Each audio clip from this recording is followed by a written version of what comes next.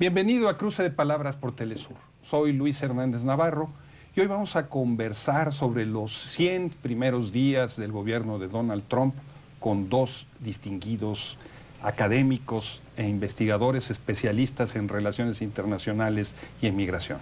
Están con nosotros en el estudio el doctor Abelardo Rodríguez. Él es especialista en ciencia política, en relaciones internacionales y catedrático de la Universidad Iberoamericana. Y está con nosotros también el doctor Javier Urbano. Él es especialista en migración y también profesor de la Universidad Iberoamericana. Han pasado ya 100 días de que Donald Trump llegó al poder en Estados Unidos. Generalmente cuando se habla del presidente se le quiere enfocar como si fuera un problema de diván, ¿no? Un personaje enloquecido que viene de los reality shows, temperamental, pero se deja de lado la naturaleza de las fuerzas económico-sociales, de los intereses que lo llevaron a la presidencia. ¿Qué dirían ustedes de esas fuerzas? ¿Quiénes son? ¿Por qué pudo ganar la presidencia? Bueno, quizás habría que apuntar que ya con la conformación de Donald Trump en la Casa Blanca, se puede claramente identificar un cambio de actores en el liderazgo político estadounidense dentro del Partido Demócrata, dentro del Partido Republicano, aunque él obviamente fue abanderado por el Partido Republicano. Es un outsider que viene de estos sectores empresariales desde los años 50, viene de una tradición que incluso él admira a los Rockefeller, una visión mercantilista, del mercantilismo imperial, muy echado para adelante, su familia de constructores, él mismo, pero que logró hacer una intersección muy claro desde los 80s en los TV shows y en todo este marketing de la gran política estadounidense, y no fue hasta el año 2000 que logra finalmente lanzar su candidatura, pero no fue hasta el 2016 que arrolló prácticamente a 16 candidatos del Partido Republicano y a el establishment de Washington, tanto el Partido Republicano como el Partido Demócrata, colocando una serie de temas que son básicamente, lo redondeo, 30 años de crisis y de crítica al Partido Demócrata y Republicano. Entre ellos venía el Tratado de Libre Comercio, el asunto de la migración, el asunto del muro, por ejemplo. Pero ahí hay que apuntar simplemente que vienen una serie de fuerzas como los grupos conservadores dentro de la derecha religiosa, grupos neonazis también. De esta manera puede estar apoyaron el liderazgo militar dentro de Estados Unidos, y de esta manera fue también, por ejemplo, la Patrulla Fronteriza, la Asociación Nacional del Rifle, claramente, antes de la elección y durante la elección, refrendaron la estrategia de Donald Trump. Javier, uno de los elementos centrales del discurso de Trump ha girado alrededor del problema de la migración, ¿no? Estos migrantes que llegan aquí a robarnos los empleos, que son delincuentes potenciales, violadores, etcétera, etcétera, hay que detenerlos, ¿no? Y por otro lado, esos migrantes que vienen de Extremo Oriente, de países musulmanes, fanáticos religiosos. ¿Qué ha avanzado de los intentos de Trump de poner frenos a esa política migratoria? Lo primero que hay que decir es que ha enriquecido la narrativa. La narrativa antiinmigrante es permanente en la historia de Estados Unidos. Esta parte no podemos olvidarla. Tiene ciclos, ciclos de mayor énfasis, ciclos de menor énfasis, pero siempre aparece transversalmente a la historia de Estados Unidos y a la historia de los intereses políticos de quienes quieren llegar al poder en Estados Unidos, independientemente del tipo de fuerza que sea, siempre van a invocar el tema del migrante como un actor que reditúa muchos votos, particularmente sectores muy de perfil conservador y de extrema derecha o neonazi, como bien comentaba el doctor Rodríguez en primer lugar. Segundo, el patrón de conducta frente al migrante no ha cambiado. En realidad, lo que ha cambiado es que se ha ideologizado. Es decir, se ha involucrado, se ha invocado al tema y se ha enriquecido negativamente en términos de que hace cerca de 15 años se vinculó el tema del migrante con el tema de la seguridad. Pero ahora entramos en el tema de una confrontación más de perfil ideológico, cultural, en donde el migrante no solamente es un riesgo y una amenaza para el empleo, no solamente es un riesgo para la seguridad, para la integridad de los ciudadanos estadounidenses, sino aparte son un riesgo para la integridad cultural.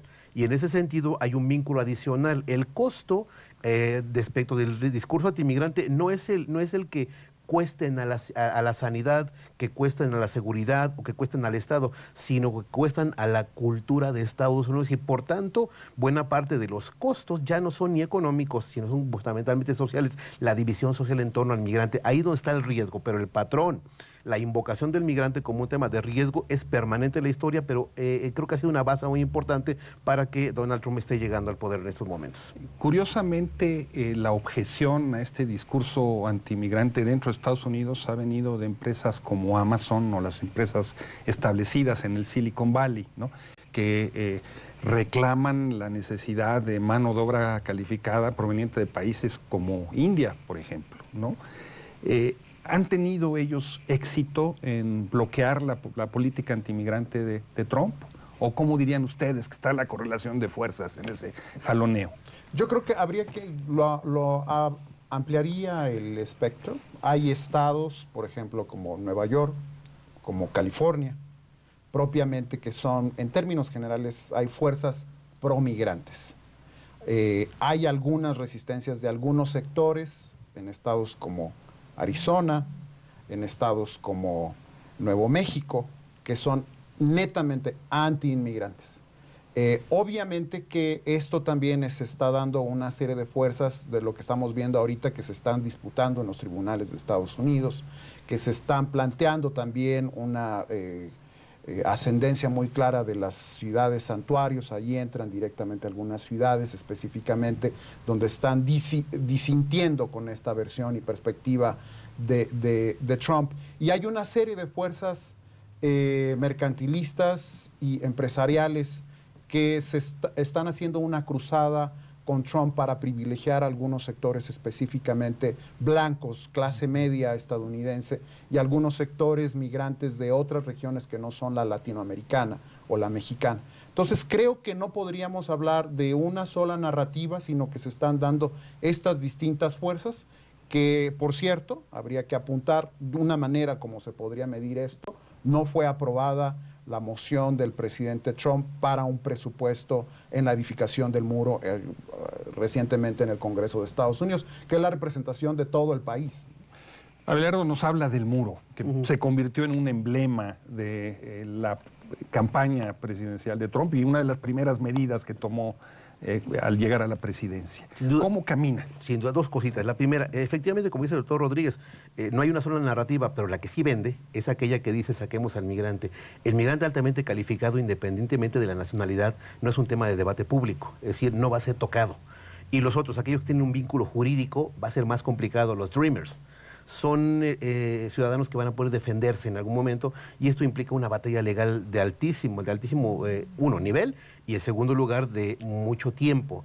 Dos, el tema del muro. En el tema del muro es una narrativa que ya hace muchos años, por lo menos 3 décadas, recordemos que quien inició el muro, la constitución formal consistente fue un demócrata, que es Clinton, y en ese sentido la sistematización del discurso antimigrante a través de la representación del muro no lo hizo un republicano.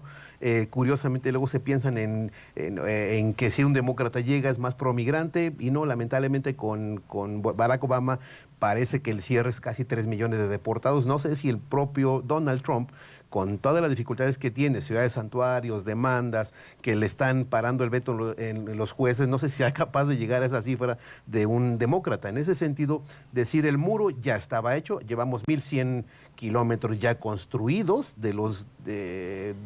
digamos, llevar a como el 40% si quisiera cerrarlo, el muro ya está. El discurso sobre el muro ya está. Lo que ha abonado es, reitero, un poco poner a México como si fuera riesgos, pero no a México, sino a aquellas personas que están pasando a través de México, entendiéndolos como riesgo. En ese sentido, el discurso, la narrativa sobre el muro ya estaba, solo se monta en lo que no le cuesta, aunque hoy, como bien dijo el doctor Rodríguez, ya el tema del fracaso de su reforma sanitaria, que en teoría le iba a dar recursos para el muro, se cayó y por tanto esa promesa se queda solamente en un una promesa no cumplida, pero que no le supone muchos costos, porque, reitero, el discurso está hecho para un tipo de población específica que no va a poder defenderse en su momento frente a las acometidas de Trump. Abelardo. Sí, en complemento a lo que comenta el doctor Urbano, me gustaría referir que en el marco de la seguridad nacional y la seguridad interior de Trump, ya en estos un poco más de 100 días, está apuntando claramente que la prioridad está en la seguridad interior. De toda su proyección global y de toda su proyección continental en América del Norte, hacia Centroamérica, pasa por la política del muro en la relación con México. Aquí me gustaría apuntar simplemente una serie de, que son todas las órdenes ejecutivas que se han manejado entre enero y prácticamente hasta marzo, donde se viene haciendo una especie de tejido en el cual apunta claramente que el aspecto más vulnerable de su flanco sur es la frontera con México. Pero esto tiene en realidad una visión continental. Abarca todo Centroamérica, es decir, poder recorrer la frontera a Centroamérica y generar un bastión de monitoreo en el Caribe y que pueda haber desde ahí en una intersección con el Comando Sur. Recordemos que el secretario Kelly fue jefe del Comando Sur hasta todo el continente. Entonces, regresando al muro con México, apunta que es la zona más vulnerable para detener migrantes, narcotraficantes y terroristas. Es decir, desde la política de Estados Unidos, la seguridad nacional, la seguridad interior, apunta que la amenaza se encuentra justo en el muro con nosotros. Yo no sé ahí si terminará echándose para atrás. Lo cierto es que es una de las razones por las cuales votaron por Trump, independientemente de el resultado que llegue a dar Trump.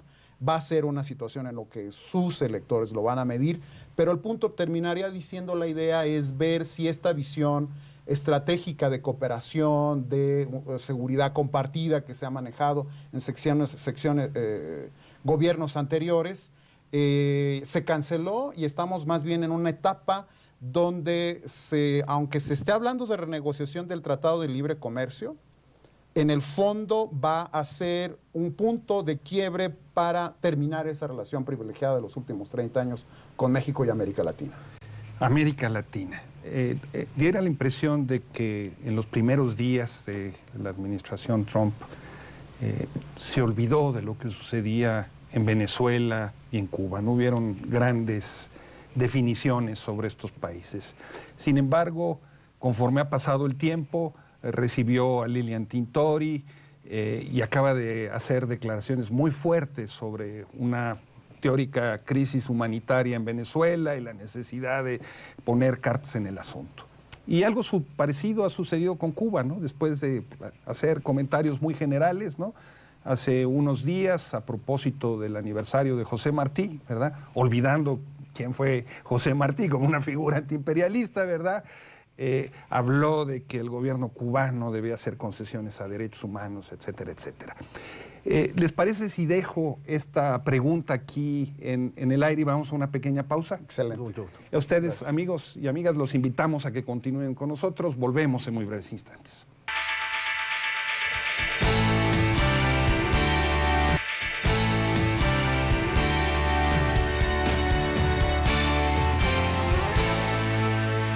Estamos ya de vuelta en Cruce de Palabras. Estamos conversando con los doctores Abelardo Rodríguez y Javier Urbano sobre los 100 días del gobierno de Donald Trump. Y antes de irnos al corte, les había preguntado sobre este nuevo giro, o esa es la impresión que daba, de la política de Trump hacia Venezuela y Cuba.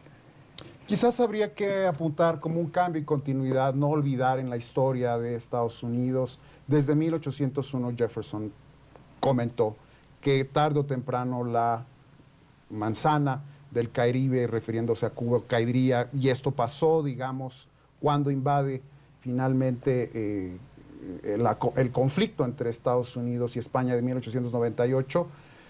Más de 200 años después, mi punto es que en realidad desde las fuerzas, y es por cierto Martí con lo que tenía en mente de estar viendo desde las entrañas del imperio, como incluso también lo llamó, que era importante ver que hay una serie de fuerzas de Estados Unidos que están viendo desde la perspectiva de la seguridad. Ahí está la doctrina Monroe. Esta es consistente. Nunca van a quitar el dedo del renglón de tener un bastión de seguridad y de fuerza que pudiera ser complementario y no disidente a los Estados Unidos en Cuba y por supuesto también en Venezuela. En ese sentido, yo creo que hay más bien una continuidad de lo que se ha manejado con otros regímenes republicanos particularmente. Como sabemos, incluso dentro de la administración Bush hubo intentonas de golpes de Estado en Venezuela. Y además la otra cuestión es que la principal reserva petrolera en el continente proviene de Venezuela. Eso es un asunto de seguridad nacional para Estados Unidos y esto lo saben perfectamente las Fuerzas Armadas y los distintos grupos oligárquicos dentro y fuera de Venezuela, y una manera de poder aproximar un planteamiento para una intervención mucho más expedita con el argumento de la defensa de los derechos humanos para una intervención en la soberanía de Cuba. Habría que mencionar que en el caso de México también ha habido amenazas de carácter militar por parte del presidente Trump.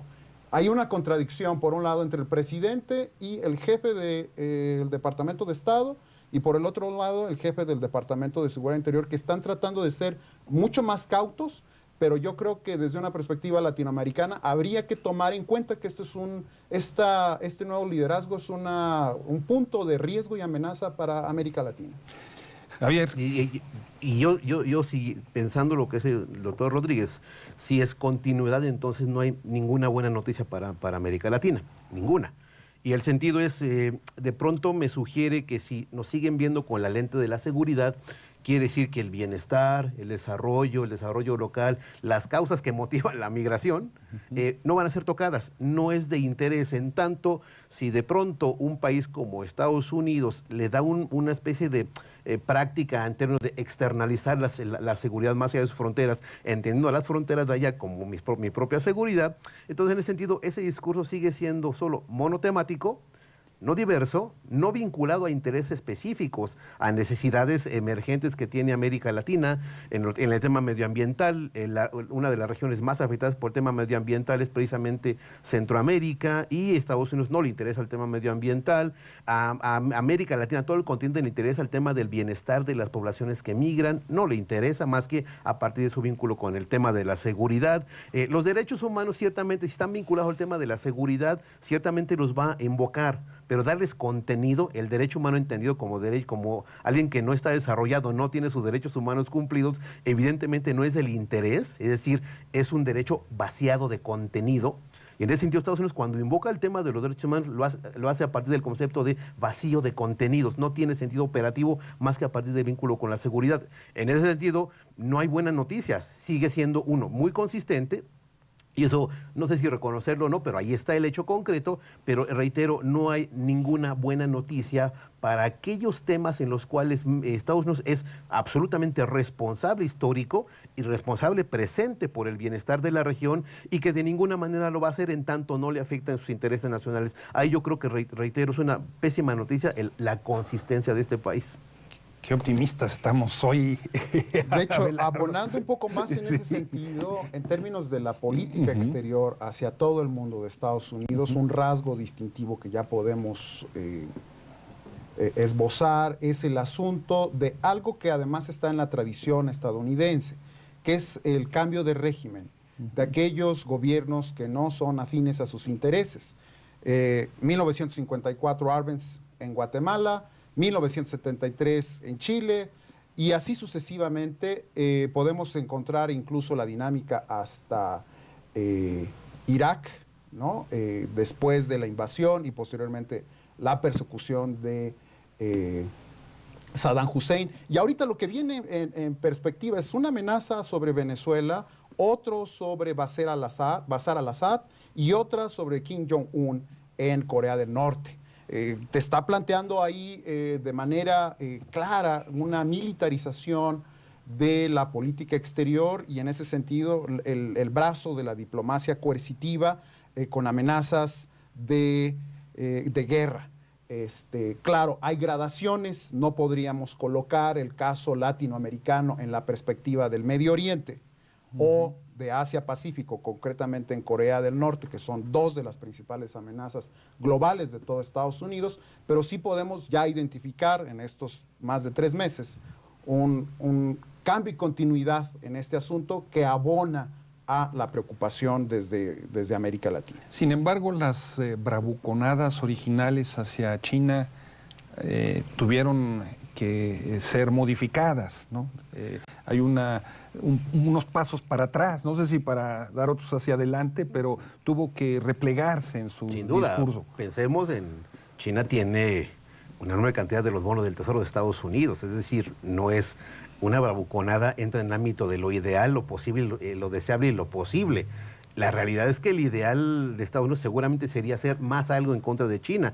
La realidad es que comercia mucho, hay millones de empleos que dependen del comercio con China, como hay millones de empleos que dependen del Tratado de Libre Comercio, no es eliminarlo por eliminarlo, hay que sustituirlo por algo que sustituya esos mismos empleos. Es algo tan práctico como que en Estados Unidos son pragmáticos. Pueden hacer mucha bravuconada y yo suscribo el concepto, aunque no sea muy científico, es una bravuconada, y en ese sentido, por supuesto, tanto Tratado de Libre Comercio, como relaciones con China, como relaciones con la Unión Europea, como el vínculo con la OTAN, que un día le llama obsoleto y luego ya no lo es. Hablamos de un presidente muy de vaivenes, muy empresario, inexperto, por supuesto, profundamente ignorante de la realidad internacional, y en ese sentido empresario que de pronto va a enfrentarse con algo que se llama sistema político de Estados Unidos, un establishment con que él ciertamente se pelea y lo critica, pero al final lo utiliza para mantener esto, el poder. El establishment le responde, el sistema político le responde y le dice, en el ámbito de lo que tú deseas, uno es tu deseo, otra es tu realidad. Hay empresarios que te van a presionar, no podemos romper con China porque perdemos muchos empleos y perdemos inversiones y perdemos los bonos. No puedes eliminar el TLC porque hay 3 o 4 o tal vez 5 millones de empleos que dependen de ese Tratado de Libre Comercio, como lo hay millones de empleos que dependen del sector armamentista que provee de estabilidad a la OTAN. Es decir, hay una realidad frente a la cual la voluntad del propio Trump, por supuesto que se va a enfrentar. Un empresario, recordemos que tuvo un reality show en el que el momento estelar de ese reality show es cuando él decía, estás despedido. Así lo acaba de hacer con su director del FBI, después de pedirle que suspendiera una investigación sobre las relaciones con Rusia. Un escándalo que ha llevado a que ciertos sectores de la sociedad estadounidense comiencen a hablar de la posibilidad de un impeachment, de una destitución. ¿Ustedes cómo ven esto? ¿Ven alguna posibilidad? ¿Hasta dónde va a crecer este escándalo? Yo creo que está dentro del margen de lo posible. Ha claramente tenido una controversia no solo con el FBI, sino prácticamente con todo el sector de inteligencia de los Estados Unidos, uno de los más sólidos del planeta, unos con mayor tradición y una de las burocracias más influyentes del sistema político estadounidense y del mundo. En ese sentido, hay un cambio en el guión de cómo aproximarse a los temas sensibles de inteligencia y contrainteligencia, que es justamente el elemento de la obstrucción de la información, incluyendo al interior dentro de la misma comunidad de inteligencia. Ese es el problema serio, de que hay versiones que ya han sido ventiladas en la prensa, de que sí hubo una participación por parte de los intereses rusos sobre Estados Unidos y directamente en su campaña. Justamente también a lo que ha negado sistemáticamente, pero los servicios de inteligencia, justamente ese es su trabajo, poder identificar de dónde vienen estas fuerzas, cuáles son los intereses y en qué contexto están.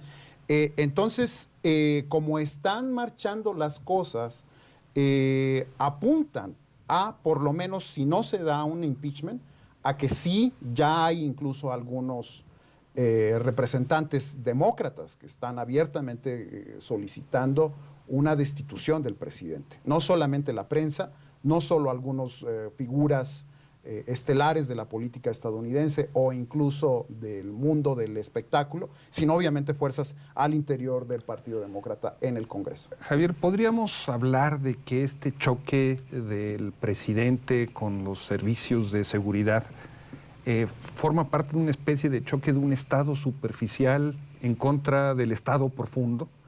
Mi percepción es sí. Sí, si acudimos a este modelo anterior del Watergate, empieza por los medios. Pelearse con los medios en Estados Unidos es literalmente entrar a un estado de un potencial conflicto gravísimo. Son uno de los grandes poderes, son los que posicionan agendas, son los que posicionan la prioridad de las agendas.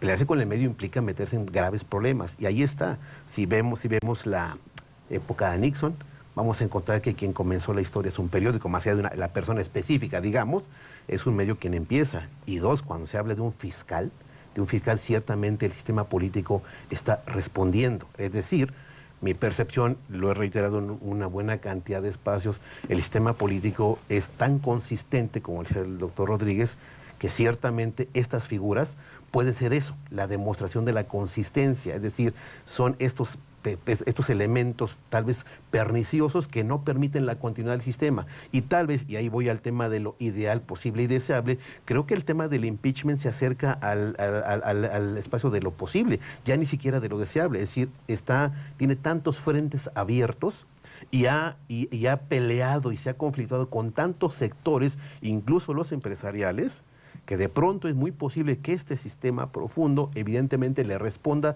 porque no solamente está afectando a los intereses hacia afuera, está lanzando un discurso que dice que nuestra seguridad pues, es una lectura muy propia del propio Trump. Creo que esa lectura no está vinculándose o sincronizándose con lo que otros sectores poderosos piensan de su seguridad en el ámbito de lo económico, en el ámbito de lo comercial, en el ámbito de las finanzas, y en eso yo creo que pueden responder. Mi percepción es que hablando del tema de impeachment, ya no debemos tener miedo a llamarle impeachment y ya no podemos tener temor a decir que está en el ámbito de lo posible.